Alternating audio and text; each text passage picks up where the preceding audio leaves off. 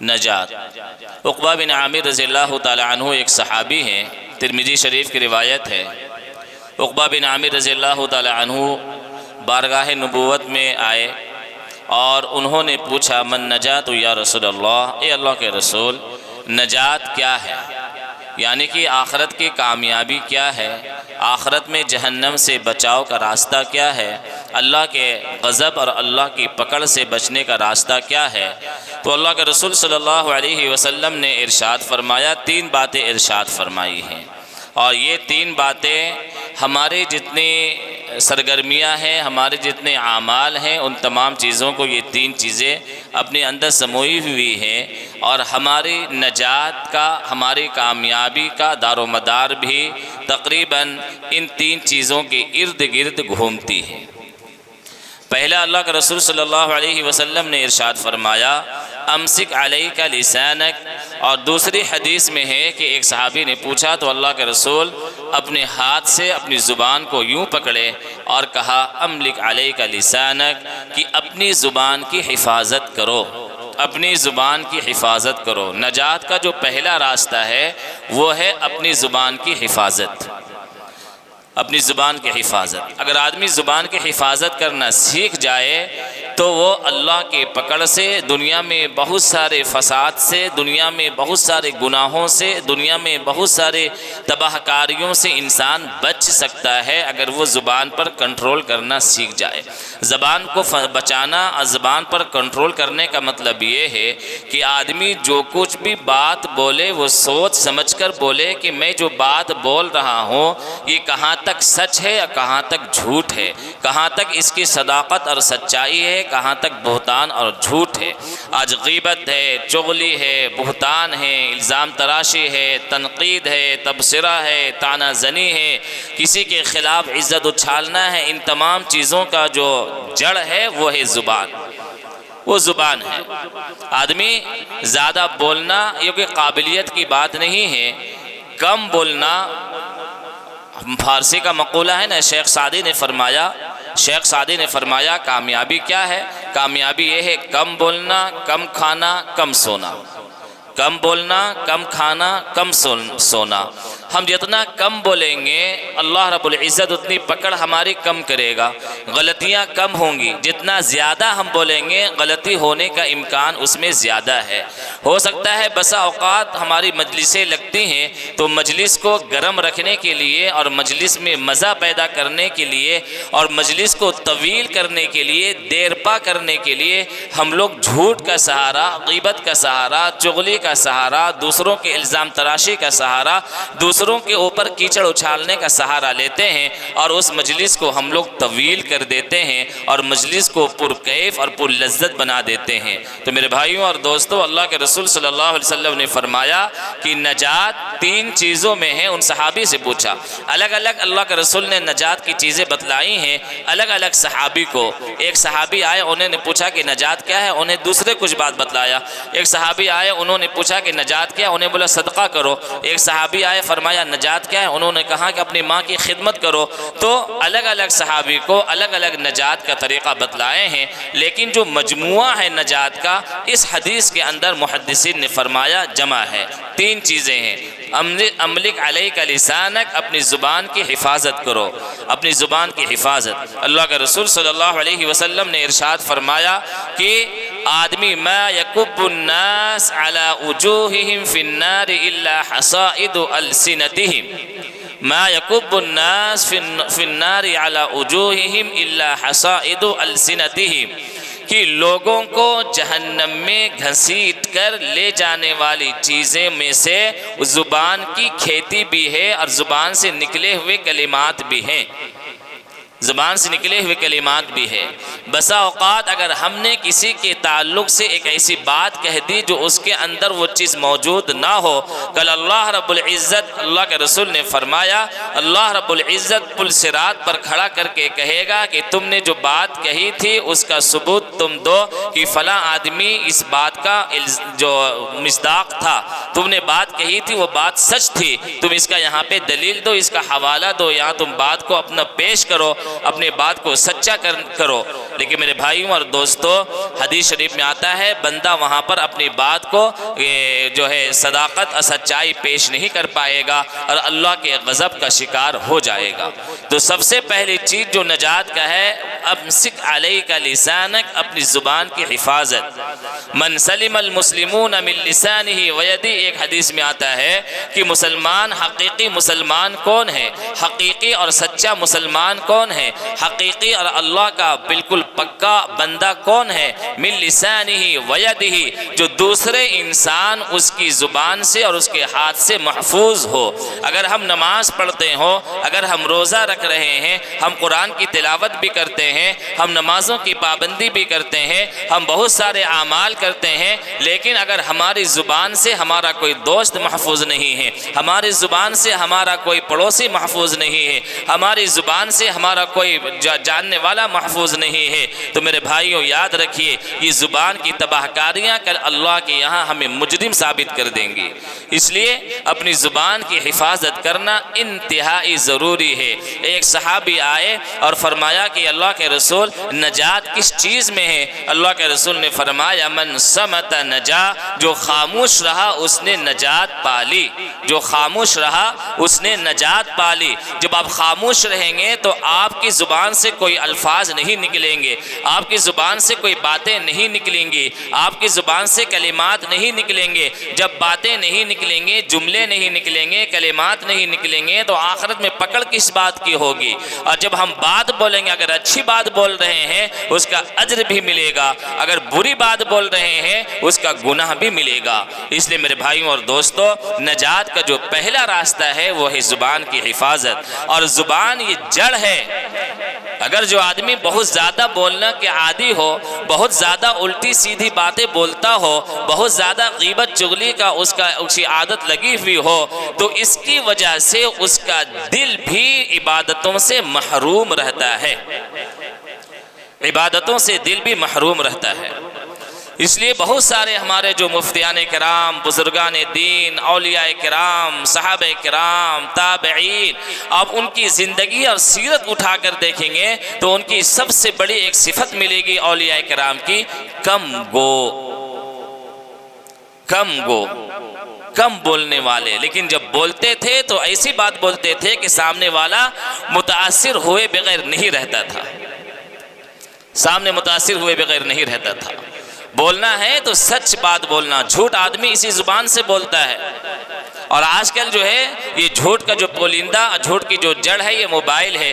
ہم گھر میں بیٹھے ہوئے ہیں، کسی کا فون آیا، ہاں بھائی ہم مارکیٹ میں بازار میں ہیں، بہت بیزی ہیں، ابھی ہم گھر میں نہیں ہیں۔ میرے بھائیوں اور دوستوں، بسا اوقات ہم لوگ اتنی نادانی کرتے ہیں کہ اپنے بچے کو موبائل پکڑا دیتے ہیں اور کہتے ہیں بچے سے کہ ٹھیک بول دو کہ پاپا گھر میں نہیں ہیں، ابو گھر میں نہیں ہیں، اور بچہ بولتا بھی ہے۔ لیکن آپ نے کبھی اندازہ کیا کہ بچے سے ہم جو جھوٹ بولوا رہے ہیں، آہستہ آہستہ وہ بچہ جھوٹا بنے گا، وہ بچہ جھوٹا بنے گا۔ ہم سچ بولنے کی عادت ڈلائیں گے تو بچہ سچ بولے گا، اور جب بچہ سچ بولے گا تو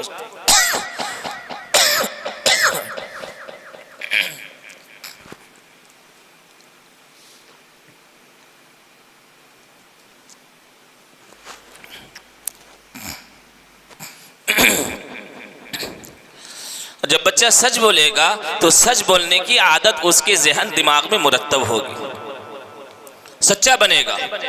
شیخ عبد القادر جیلانی رحمۃ اللہ علیہ کا واقعہ بہت مشہور ہے، جو میرے خیال سے ہر ایمان والا اس واقعے کو ضرور سنا ہوگا ایک مرتبہ کبھی نہ کبھی زندگی میں۔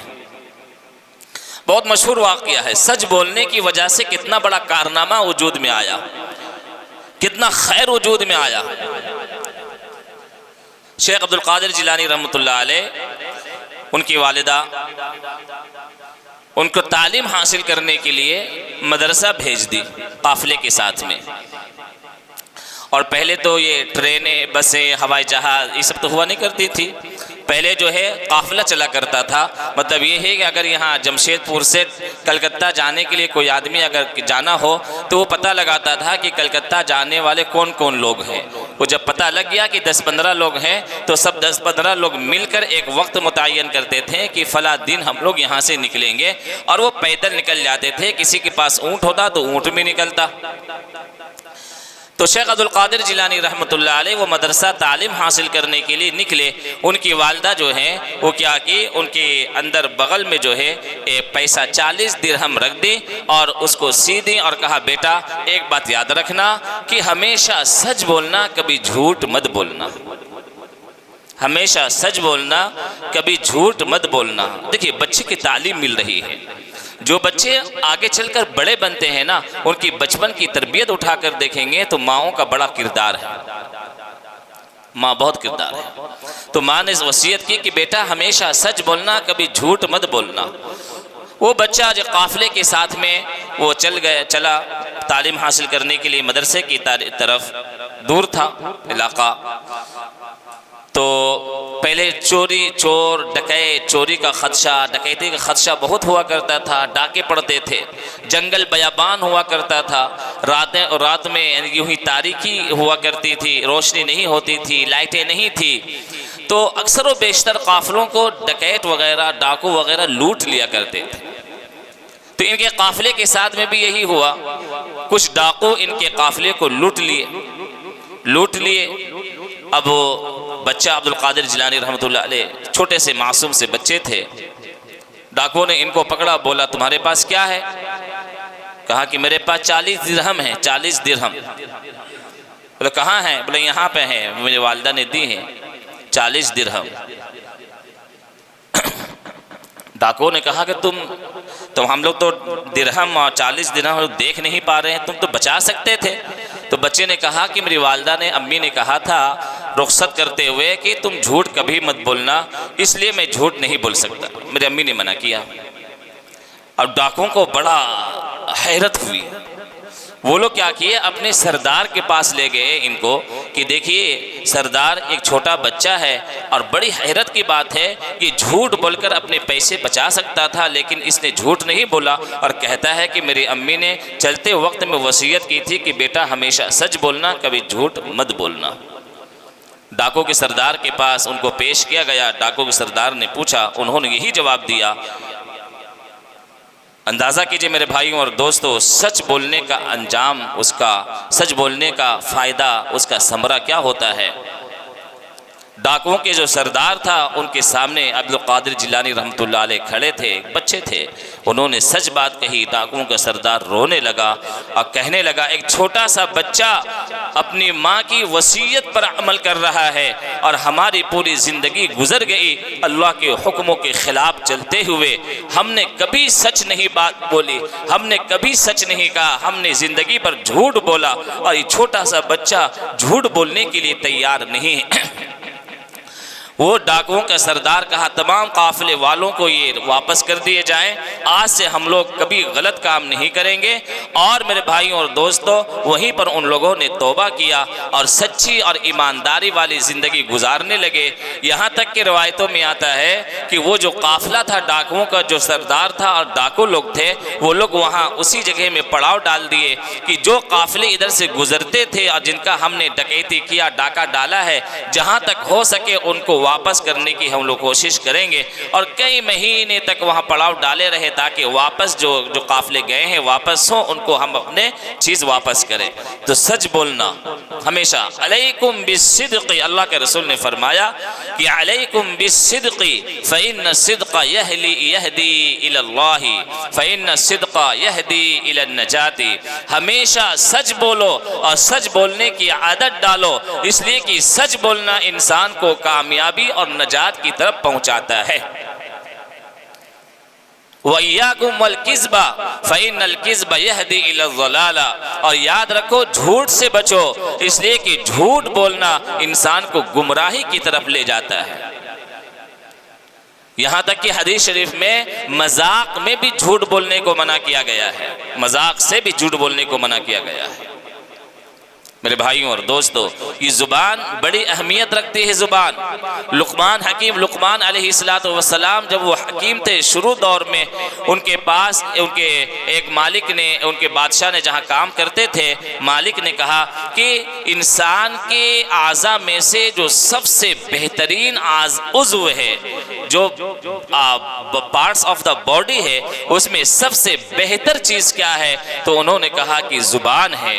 پھر اس مالک نے پوچھا کہ انسان کے اعضاء میں سے جو سب سے خراب عضو ہے وہ کیا ہے؟ تو انہوں نے جواب دیا کہ زبان ہے۔ تو مالک نے کہا آخر وجہ کیا ہے؟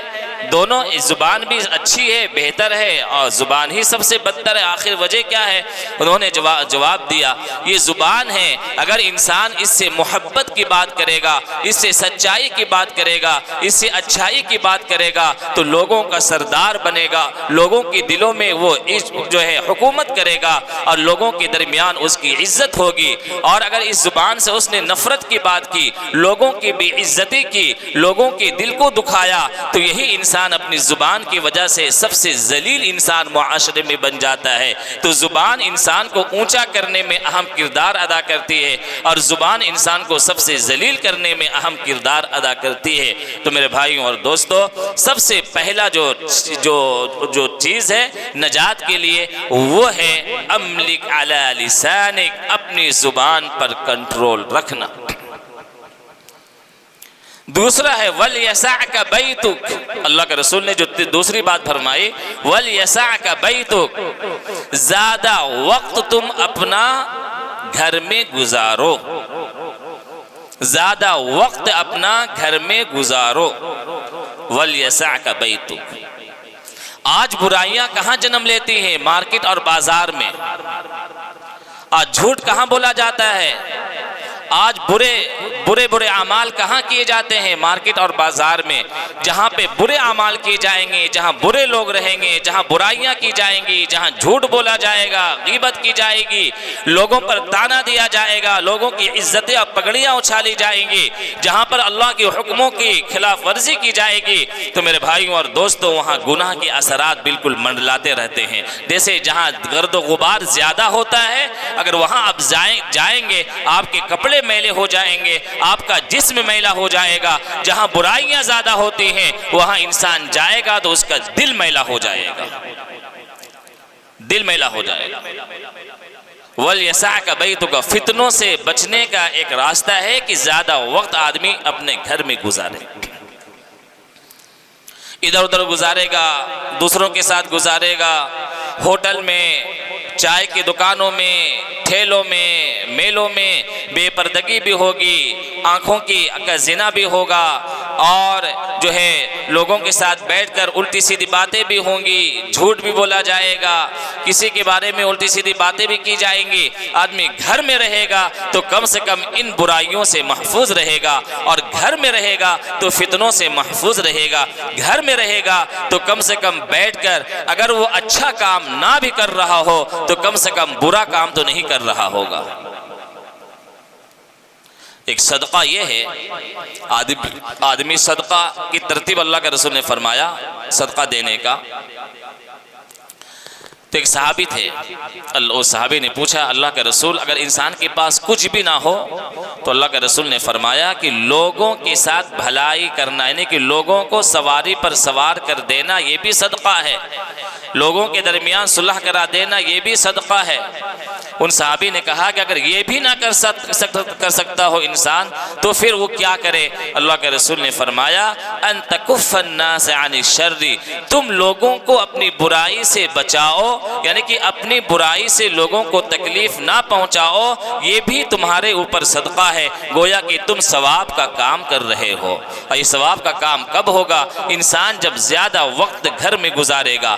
آج ہمارے معاشرے کی مستورات اور خواتین کو دیکھ لے، آج بازار ان کی وجہ سے پورے بھری ہوئی ہے، بازار کی زینت ان سے ہے، مارکیٹ کی رونق ان سے ہے، مالوں کی رونق اور زینت ان سے ہے، ہر جگہ ہمارے معاشرے کی خواتین اور مستورات موجود ہے۔ آپ سنسان راستے میں جائیے، آپ مالوں میں جائیے، آپ نکڑ اور چوراہوں میں جائیے، آپ دور دراز علاقوں میں جائیے، ہر جگہ آپ کے ہمارے یہاں کے مستورات خواتین ملیں گی۔ ان کو گھر میں بیٹھنے میں دل نہیں لگتا ہے، گھر میں کام کاج نہیں ہے، ہر وقت آپ دیکھیں گے مارکیٹ بھری ہوئی ہے۔ اللہ حفاظت فرمائے میرے بھائیوں اور دوستو، اس لیے کہتے ہیں کہ اپنے گھر کی مستورات کو زیادہ سے زیادہ تعلیم اور ترغیب دے کہ وقت وہ گھر میں گزارے، بال بچوں کے ساتھ گزارے۔ سائیکولوجیکل بھی کہتا ہے، اور سب سے بڑے سائیکولوجسٹ دنیا کے اتنے بڑے سائیکولوجسٹ کو اتنا بڑا سائیکولوجسٹ نہ پیدا ہوا نہ قیامت تک کوئی پیدا ہو پائے گا، بلکہ سائیکولوجسٹ کی جو پڑھائی ہو رہی ہے وہ سب سے بڑے سائیکولوجسٹ محمد رسول اللہ صلی اللہ علیہ وسلم کی تعلیمات کی روشنی میں ہو رہی ہے، تعلیمات کی روشنی میں ہو رہی ہے۔ اللہ کے رسول صلی اللہ علیہ وسلم نے کیا فرمایا تھا؟ اللہ کے رسول نے فرمایا اپنے بچوں کے ساتھ محبت کے ساتھ پیش آؤ، ان کے ساتھ کھیلو، ان کے ساتھ باتیں کرو۔ آپ اندازہ کیجئے میرے بھائیوں اور دوستو، اللہ کے رسول نے اپنے بچوں کے ساتھ کتنا اچھا حسن سلوک کیا ہے کہ نماز پڑھ رہے ہیں، پیارے آقا محمد رسول اللہ صلی اللہ علیہ وسلم سجدے کی حالت میں ہے، حسن اور حسین اللہ کے رسول کے اوپر سوار ہو جاتے ہیں، پیٹھ پر بیٹھ جاتے ہیں، اللہ کے رسول صلی اللہ علیہ وسلم سجدہ لمبا کر دیتے ہیں تاکہ بچے اور کھیلے۔ نماز کی حالت میں منع نہیں فرمایا بچوں کو، جھٹکا نہیں، بھگایا نہیں، بچوں کے ساتھ الفت، محبت، پیار، ملاپ، ان کے ساتھ وقت دینا۔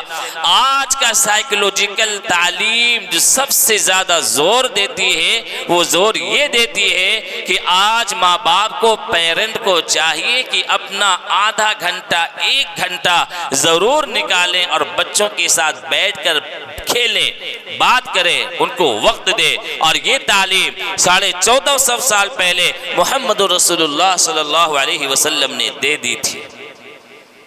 وَلْيَسَعْكَ بَيْتُكَ، زیادہ سے زیادہ وقت گھر میں گزارو، بہت فائدہ ہے میرے بھائیوں اور دوستوں۔ مرد حضرات تو تھوڑا وقت گھر میں گزار بھی لیتے ہیں، آج کل عورتیں جو ہے وقت ان کو شاید گھر میں کاٹتا ہے، ان کو گھر میں بیٹھنے سے، گھر میں بیٹھ نہیں پاتی ہیں۔ گھر میں رہنے کے لیے کہیے، شوہر کی اطاعت کرے، شوہر کے ساتھ بات کرے، شوہر نہیں ہے تو ساس سسر کے ساتھ بیٹھ کر بات کرے، ساس سسر نہیں ہے تو بچوں کے ساتھ بیٹھیں۔ آج بچے بیچارے لاوارث والی زندگی گزار رہے ہیں، ان کے ساتھ بیٹھنے والا کوئی نہیں، بات کرنے والا کوئی نہیں، پیار محبت کرنے والا کوئی نہیں۔ وَلْيَسَعْكَ بَيْتُكَ، زیادہ سے زیادہ وقت اپنے گھر میں گزارو۔ یہ کون فرما رہا ہے؟ کوئی عام انسان نہیں، پیارے آقا محمد رسول اللہ صلی اللہ علیہ وسلم کا فرمان ہے۔ اور تیسری بات جو فرمائی اللہ کے رسول نے، وَبْكِ عَلَى خَطِيئَتِكَ، اپنے گناہوں پر رویا کرو، اپنے گناہوں پر رویا کرو۔ ظاہر سے بات ہے، انسان ہے، انسان سے گناہ ہوگا، ایسا تو نہیں ہے، کوئی انسان تو دعویٰ نہیں کر سکتا ہے کہ ہم سے گناہ نہیں ہو سکتا ہے، ہم سے گناہ نہیں ہوتا ہے۔ چلتے پھرتے، کھاتے پیتے، بیٹھتے اٹھتے، نکلتے جاتے، اندر کہیں بھی انسان غلطیاں کر جاتا ہے، گناہ کر جاتا ہے۔